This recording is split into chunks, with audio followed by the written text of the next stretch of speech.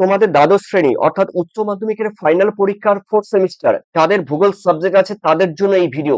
তার কারণ দেখো, তোমাদের উচ্চ মাধ্যমিকের যেই দ্বাদশ শ্রেণীতে ফাইনাল পরীক্ষা হতে চলছে, ফোর্থ সেমিস্টার, চতুর্থ সেমিস্টার, সেই চতুর্থ সেমিস্টারের জন্য আজকে এই মুহূর্তে তোমাদের 2 নম্বর, 3 নম্বর এবং 5 নম্বরের যে গুরুত্বপূর্ণ কোয়েশ্চেন সেগুলো কিন্তু উপস্থাপন করতে চলেছি উত্তর সহ। দেখো তোমাদের রয়েছে তোমরা দেখতেই পাচ্ছ দ্বাদশ শ্রেণী উচ্চ মাধ্যমিকে রয়েছে ভূগোলের সাজেশন উত্তর আর চতুর্থ অধ্যায়। এই চতুর্থ অধ্যায়ের মধ্যে রয়েছে দেখো ফোর্থ সেমিস্টার চতুর্থ অধ্যায়ের মধ্যে রয়েছে বায়ুমণ্ডল। আর এই বায়ুমণ্ডলের মধ্যে দেখো তোমাদের বিশেষ করে এই ফোর্থ সেমিস্টারের জন্য খুবই গুরুত্বপূর্ণ, তার কারণ এখান থেকে প্রচুর প্রশ্ন কিন্তু তোমাদের পরীক্ষা দেবে। দেখো প্রথমে এই বায়ুমণ্ডল থেকে 2 নম্বর, 3 নম্বর এবং 5 নম্বরের কোন কোশ্চেনগুলো গুরুত্বপূর্ণ হতে চলছে চলো দেখে নেওয়া যাক। দেখো প্রথম কোশ্চেনটি খুবই গুরুত্বপূর্ণ এবং ভিভিআই, তার কারণ ঘূর্ণবাত ও প্রতি ঘূর্ণবাতের মধ্যে পার্থক্য লেখো। দেখো এখানে কিন্তু 3 নম্বরের কোশ্চেন থাকবে, মানে কোশ্চেনের মার্ক কিন্তু থাকবে 3। তো এখানে দেখো ঘূর্ণবাত ও প্রতি ঘূর্ণবাতের মধ্যে প্রধান পার্থক্যগুলো হলো নিম্নরূপ। দেখো প্রথমে সংজ্ঞা দিয়েছি খুব সুন্দর করে, এবং দেখো একদম মানে সহজ ভাষায় তোমাদের যেন বুঝতে যেন বোধগম্য হয়। আর সেই হিসেবে কিন্তু প্রত্যেকটি প্রশ্নের উত্তর পয়েন্ট যেগুলো একদম সহজ সরল ভাষায় কিন্তু উপস্থাপন করেছি। তোমরা দেখো সংজ্ঞা প্রতি ঘূর্ণবাত, প্রথমে রয়েছে ঘূর্ণবাত। দেখো নিম্নচাপ বিশিষ্ট ঝড়কে ঘূর্ণবাত বা সাইক্লোন বলা হয়, দেখেছো। এরপরে রয়েছে প্রতি ঘূর্ণবাত। দেখো প্রতি ঘূর্ণবাত কি রয়েছে, দেখো পার্থক্য। এখানে কিন্তু তোমরা পরীক্ষার সময় এরকম লিখবে পার্থক্যের ক্ষেত্রে, এখানে লিখবে বিষয়, ঠিক আছে, এখানে লিখবে বিষয়, আর এখানে লিখবে ঘূর্ণবাত, আর এখানে লিখবে প্রতি ঘূর্ণবাত। তো বিষয়ের মধ্যে রয়েছে দেখো এখানে লিখবে সংজ্ঞা, এখানে লিখবে সংজ্ঞা, তারপরে কি লিখবে দেখো এই ঘূর্ণবাতের জায়গায় এই কথাটি লিখবে, এই লাইনটি। আর প্রতি ঘূর্ণবাতের ক্ষেত্রে কি আছে দেখে নেওয়া যাক। দেখো উচ্চচাপ বিশিষ্ট অঞ্চল থেকে বহির্মুখী বায়ু প্রবাহকে প্রতি ঘূর্ণবাত বলা হয়। তার মানে তোমরা এখানে লিখবে এরকম পার্থক্য লিখবে। তোমরা এরকম লিখলে অসুবিধা নেই, তবে এরকম যদি তোমরা খোপ কেটে বা তোমরা লাইন টেনে তোমরা যদি করতে পারো তাহলে এক্সামিনার যে আছে তার দেখতে অনেকটা সুবিধা হবে, এবং তোমরা এখানেও করলে করতে পারো, যে যেরকম করো। তো আমার আমার মত মানে আমার মতে দেখো তোমরা কিন্তু এই লাইন টেনে বা দাগ টেনে তোমরা পার্থক্যগুলো লিখবে। এরপরে রয়েছে দেখো বায়ু প্রবাহ রয়েছে, ঘূর্ণপাত প্রতি ঘূর্ণপাতের বায়ুর প্রকৃতি রয়েছে। দেখো ঘূর্ণপাত প্রতি ঘূর্ণপাতের চাপের উপস্থিতি এরকম করে কিন্তু একদম সহজ সরল ভাষায় দিয়েছি। এরপরে রয়েছে দেখো ক্রান্তীয় ঘূর্ণপাত কাকে বলে, ঠিক আছে। ট্রপিক্যাল সাইক্লোন বলতে কি বোঝো, what do you mean by tropical cyclone, 2 মার্কসে থাকবে। ওকে, এরপরে রয়েছে দেখো তোমাদের কোপেন। দেখো তোমাদের কোপেন রয়েছে, কোপেনের জলবায়ু শ্রেণী বিভাগ করো। দেখো ভ্লাদিমির কোপেন, এই ভ্লাদিমির কোপেন দেখো জলবায়ুর যে শ্রেণী বিভাগ করেছে সেই শ্রেণী বিভাগ প্রথমে করেছে কিন্তু 1901 সালে প্রথম কিন্তু প্রকাশিত হয়, ঠিক আছে। এই জলবায়ু শ্রেণী বিভাগের ক্ষেত্রে এখানে দেখো তিনি প্রথমে দেখো জলবায়ু শ্রেণী বিভাগের ভিত্তি দিয়েছে, আর জলবায়ু শ্রেণী বিভাগের গুরুত্ব, মানে গুরুত্ব কি রয়েছে এবং গুরুত্ব রয়েছে এখানে দেখো। এখানে তোমরা করবে শুধু শ্রেণী বিভাগ, ঠিক আছে, শুধু শ্রেণী বিভাগ করবে। তার মধ্যে রয়েছে দেখো ক্রান্তীয় আর্দ্র, এখানে রেফ দেবে। ক্রান্তীয় আর্দ্র অরণ্য জলবায়ু এ দ্বারা চিহ্নিত করা হয়, শুষ্ক জলবায়ু বি দ্বারা চিহ্নিত করা হয়। তারপরে রয়েছে দেখো তোমাদের উষ্ণ আর্দ্র জলবায়ু রয়েছে দেখো তোমাদের সি দ্বারা চিহ্নিত করা হয়।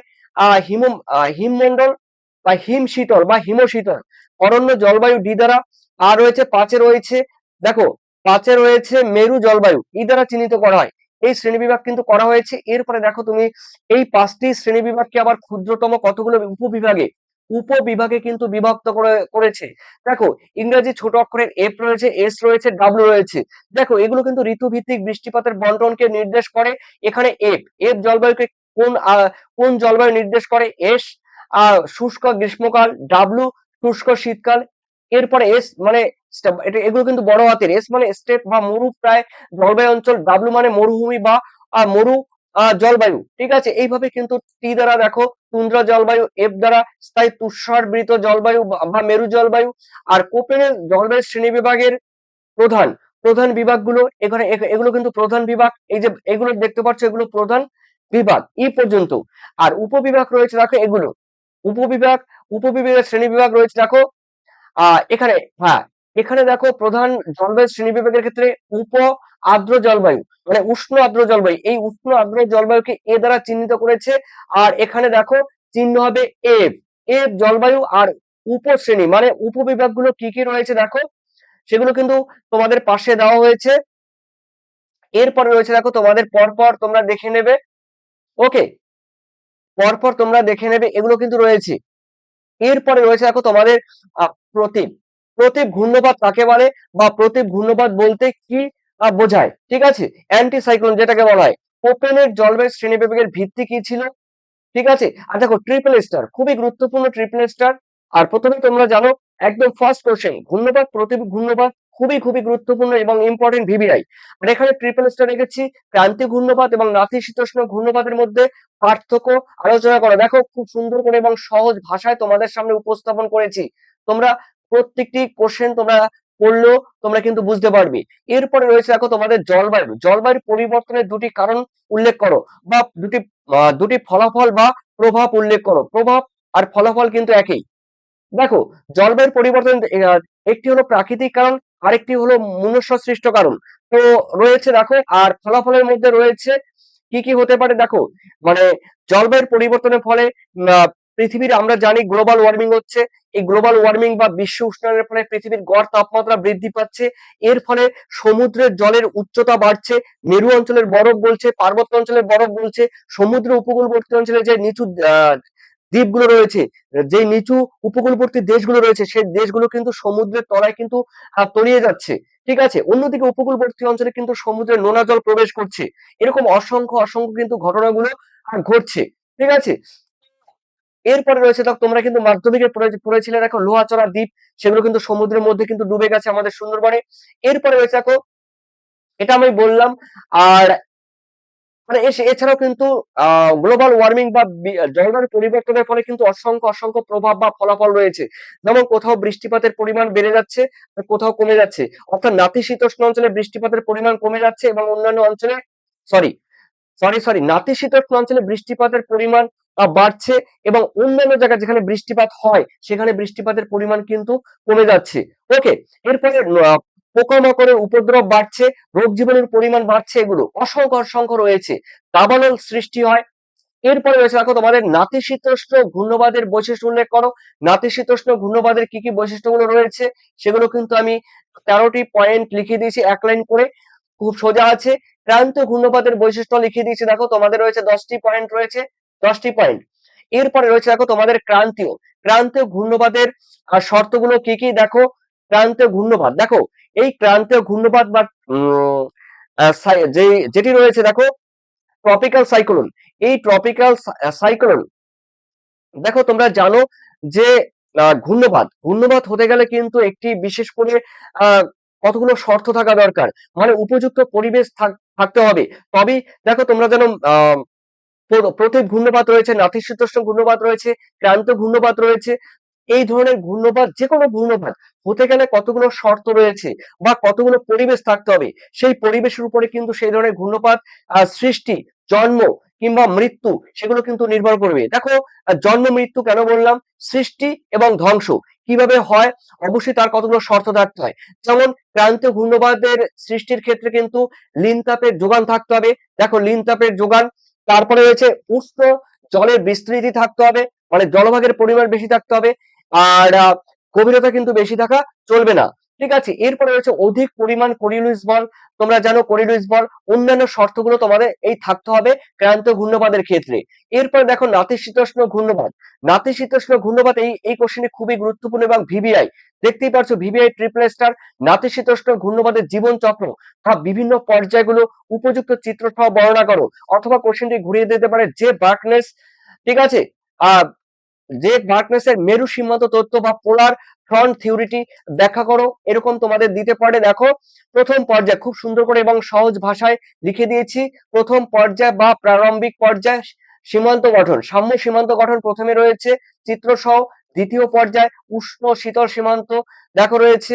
এরপরে রয়েছে দেখো তৃতীয় পর্যায় বা বাত তরঙ্গের বিকাশ, বাত তরঙ্গের বিকাশ রয়েছে। চতুর্থ পর্যায় বা পরিণত পর্যায় রয়েছে, দেখো চিত্র দেখে দেখে তোমরা পড়বে, যখন পড়বে এই চিত্র দেখবে। যখন পড়বে চিত্র দেখবে, দেখবে একবার পড়লে তোমাদের হয়ে যাবে, মুখস্থ করার কোনো প্রয়োজন হবে না, চিত্র দেখবে। পঞ্চম পর্যায়ে অক্লুডেড ফ্রন্ট, দেখো পরীক্ষার সময় দিতে পারে কিন্তু অক্লুডেড ফ্রন্ট কাকে বলে বা অক্লুশন কাকে বলে, ঠিক আছে, অক্লুডেড কাকে বলে। তো এটা পারলে তোমরা 2 নম্বরের কোশ্চেন কিন্তু পারবে। এরপরে রয়েছে ষষ্ঠ পর্যায় বা অন্তিম পর্যায়, শেষ পর্যায় কি সৃষ্টি হয় সেটাও কিন্তু এই চিত্র সহ দিয়েছি। এরপরে রয়েছে দেখো ক্রান্তীয় ঘূর্ণবাদের উৎপত্তি বা বিভিন্ন পর্যায়গুলো ব্যাখ্যা করো, বা ক্রান্তীয় ঘূর্ণবাদের উৎপত্তি বা জীবন চক্র ব্যাখ্যা করো। প্রারম্ভিক বা প্রাথমিক পর্যায়, বিকাশশীল বা ডেভেলপমেন্ট স্টেজ রয়েছে, তারপরে ম্যাচিউর স্টেজ বা পরিণত পর্যায় রয়েছে, অন্তিম বা একদম শেষ পর্যায়ে ওল্ড স্টেজ বা অন্তিম পর্যায়ে রয়েছে, ঠিক আছে। এরপরে রয়েছে দেখো তোমাদের 14 জলবায়ুর পরিবর্তনের কারণগুলো কি কি। দেখো জলবায়ু, পৃথিবী ব্যাপী যে জলবায়ুর পরিবর্তন হচ্ছে, পৃথিবী ব্যাপী যে তাপমাত্রা বৃদ্ধি পাচ্ছে, গ্লোবাল ওয়ার্মিং হচ্ছে, এর এই যে গ্লোবাল ওয়ার্মিং এর ফলে পরিবেশের উপরে যে প্রভাব হচ্ছে, পরিবেশ যে পরিবর্তন হচ্ছে, এই পরিবর্তন হওয়ার কারণগুলো কি কি, অর্থাৎ জলবায়ুর পরিবর্তনের কারণগুলো উল্লেখ করো। দেখো প্রথমে আসবে জীবাশ্ম জ্বালানির ব্যবহার, জীবাশ্ম জ্বালানি, কয়লা, খনিজ তেল, প্রাকৃতিক গ্যাস, বনভূমি বা অরণ্য ধ্বংসের ফলে কি হতে পারে তোমরা জানো। এরপরে কৃষি ও শিল্প প্রক্রিয়া, বিভিন্ন ক্ষেত্রে কিন্তু কৃষি ক্ষেত্রে বিভিন্ন সার, কীটনাশক সার ব্যবহার করা হয়, শিল্প থেকে বিভিন্ন রকম বিষাক্ত গ্যাস নির্গত হয়, অন্যান্য কারণ রয়েছে। এরপরে প্রাকৃতিক কারণের মধ্যে রয়েছে আগ্নেয়গিরির অগ্ন্যুৎপাত রয়েছে, পৃথিবীর কক্ষপথের পরিবর্তন রয়েছে, ধূমকেতু বা উল্কার আগমন ঘটছে, ঠিক আছে, সৌরঝড় সৃষ্টি হচ্ছে, নানা কারণে কিন্তু এগুলো তৈরি হয়। এরপরে রয়েছে দেখো তোমাদের 14 নম্বরের কোশ্চেনে জলবায়ুর পরিবর্তনের প্রভাব কথা মানে কিন্তু ফলাফল। দেখো জলবায়ুর পরিবর্তনের প্রভাবে কি হচ্ছে, তাপমাত্রা বৃদ্ধি পাচ্ছে, চরম আবহাওয়ার পরিবর্তন ঘটছে। এরপরে রয়েছে দেখো 2 রয়েছে সমুদ্র পৃষ্ঠের যে উচ্চতা, সমুদ্রের যে জলের উচ্চতা, স্তর যে লেয়ার, আর উচ্চতা কিন্তু দিন দিন বৃদ্ধি পাচ্ছে। এরপরে রয়েছে দেখো কৃষি ও খাদ্য নিরাপত্তার প্রভাব। দেখো কৃষি এবং খাদ্য, গ্লোবাল ওয়ার্মিং বা বিশ্ব জলবায়ুর পরিবর্তনের ফলে দেখো আমরা জানি পৃথিবীর তাপমাত্রা বাড়ছে, আর তাপমাত্রা বাড়ার সঙ্গে সঙ্গে বিভিন্ন ধরনের পোকা মাকড়ের উপদ্রব বাড়ছে, বৃষ্টিপাতের উপরে প্রভাব পড়ছে। এর ফলে খাদ্যের উপর কিন্তু শস্যের উপরে একটা বিরূপ প্রভাব পড়ছে, মানে খারাপ প্রভাব পড়ছে। এর ফলে শস্যের যে উৎপাদন, সেই উৎপাদন মারাত্মকভাবে ক্ষতিগ্রস্ত হচ্ছে, যার ফলে কৃষকরা যেমন মার খাচ্ছে, ঠিক সেইভাবে কৃষি এবং খাদ্য নিরাপত্তার কিন্তু অভাব ঘটছে বিশ্বব্যাপী জুড়ে। এরপরে রয়েছে দেখো তোমাদের জীব বৈচিত্র্য, বাস্তুতন্ত্রের ক্ষতি হচ্ছে, তোমরা একবার পড়লেই পারবে। স্বাস্থ্য ঝুঁকি বৃদ্ধি পাচ্ছে, বিভিন্ন রোগ, ম্যালেরিয়া, ডেঙ্গু, কলেরা, টাইফয়েড, আমাশয়, এগুলো কিন্তু আমাশয় এগুলো বৃদ্ধি পাচ্ছে। তারপরে বন্যা, দূষিত জলের প্রাদুর্ভাব বৃদ্ধি পাচ্ছে। এরপরে দেখো ঘূর্ণবাদের চক্ষু বা সাইক্লোন আই, ঠিক আছে। তো এই ঘূর্ণবাদের চক্ষু কাকে বলে দেখে নাও। আর রয়েছে আইটিসিজেড বা ইন্ট্রা ট্রপিক্যাল কনজারভেন্স জোনস কাকে বলে। দেখো আহ, এখানে আমি বলে দিচ্ছি, এক কথায় বলে দিচ্ছি, দেখো এটি নিরক্ষীয় অঞ্চল, উত্তর পূর্ব আয়ন বায়ু, উত্তর গোলার্ধে উত্তর পূর্ব আয়ন বায়ু, দক্ষিণ গোলার্ধে দক্ষিণ পূর্ব আয়ন বায়ু নিরক্ষীয় অঞ্চলের দিকে যখন এগিয়ে আসে, তখন এই দুই বায়ুর প্রবাহের ফলে দেখো এখানে কিন্তু কি হয় বলতো, বায়ু সোজাসুজি না এসে উত্তর গোলার্ধে ডান দিকে এবং দক্ষিণ গোলার্ধে বাম দিকে বেঁকে যায়। এর ফলে এই অঞ্চলটি বায়ু উষ্ণ ও আর্দ্রতা, এই অঞ্চলে উষ্ণ এবং আর্দ্রতা বৃদ্ধি পায়, এবং কি হয় বলতো, প্রচুর পরিমাণে মেঘ, ভারী বৃষ্টিপাত সংঘটিত হয়, এবং এখানে কিন্তু কোনো রকম বায়ু সমান্তরালে প্রবাহিত হতে পারে না। এর ফলে মেঘ, ভারী বৃষ্টিপাত সংঘটিত হয়, বা মৌসুমী বৃষ্টিপাতের উপরে এক দারুণ প্রভাব বিস্তার করে। এরপরে রয়েছে দেখো লাস্ট কোশ্চেন রয়েছে, মৌসুমী বিস্ফোরণ কাকে বলে। তো কোনো বছর জুন মাসে, অর্থাৎ আমরা এক কথায় বলতে পারি আমাদের ভারতের উপমহাদেশ জুড়ে জুন মাসে, ঠিক আছে, ভারতের উপমহাদেশ জুড়ে যে আহ আহ প্রচন্ড তাপের সৃষ্টি হয়, এই তাপের ফলে দক্ষিণ পশ্চিম যে মৌসুমী বায়ু রয়েছে আরব সাগর থেকে, ঠিক আছে, একটি শাখা আমাদের ভারতবর্ষের মূল ভূখণ্ডে প্রবেশ করে, বজ্র বিদ্যুৎ সহ বৃষ্টিপাত সংঘটিত হয়, যাকে মৌসুমী বিস্ফোরণ বা মনসুন এক্সপ্লোশন বলা হয়। ঠিক আছে, তো এই কটি কিন্তু কোশ্চেন তোমাদের ছিল বায়ুমণ্ডল থেকে। এরপরে নেক্সট ডে রয়েছে, দেখো তোমাদের একটা কথা বলছি আমি, তোমরা যারা পিডিএফ নিতে চাইছো, এই পিডিএফ নিতে গেলে কিন্তু তোমাদের দেখো 7890404016 এই নম্বরে তোমাদের যোগাযোগ করতে হবে। আর পিডিএফ নিতে গেলে তোমরা টোটালি উত্তর সব পাবে 2 নম্বরের, 3 নম্বরের এবং তোমরা 5 নম্বরের টোটাল উত্তর সহ তোমরা পিডিএফ পেয়ে যাবে, সাজেশন উত্তর। তোমাদের দেখো ফোর্থ সেম মানে ফোর্থ সেমিস্টারের জন্য। আর অবশ্যই তোমাদের কিন্তু দেখো এই ভূগোল সাবজেক্টের এটা নিতে গেলে তোমাদের 115 মানে 115 টাকা কিন্তু তোমাদের পে করতে হবে। তাহলে তোমরা কিন্তু হোয়াটসঅ্যাপে পেয়ে যাবে, হোয়াটসঅ্যাপ থেকে তোমরা ডাউনলোড করে নিতে পারবে।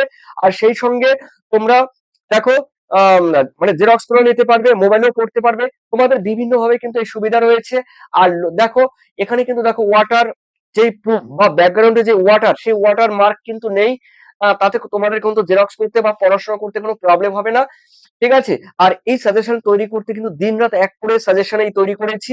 তো সেটাই তোমাদের সামনে আমি উপস্থাপন করলাম। যারা পিডিএফ নিতে চাইছো অবশ্যই তোমরা এই হোয়াটসঅ্যাপে যোগাযোগ করবে। ঠিক আছে, এই হোয়াটসঅ্যাপে যোগাযোগ করবে। আর অবশ্যই তোমরা এই পিডিএফ এ টু জেড পর্যন্ত কিন্তু তোমরা পাচ্ছ। তো অবশ্যই তোমরা তোমাদের মূল্যবান কমেন্ট সেকশনে জানিয়ে দিও। আর ভালো থেকো, সুস্থ থেকো, তোমাদের সবাইকে ধন্যবাদ। Thank you.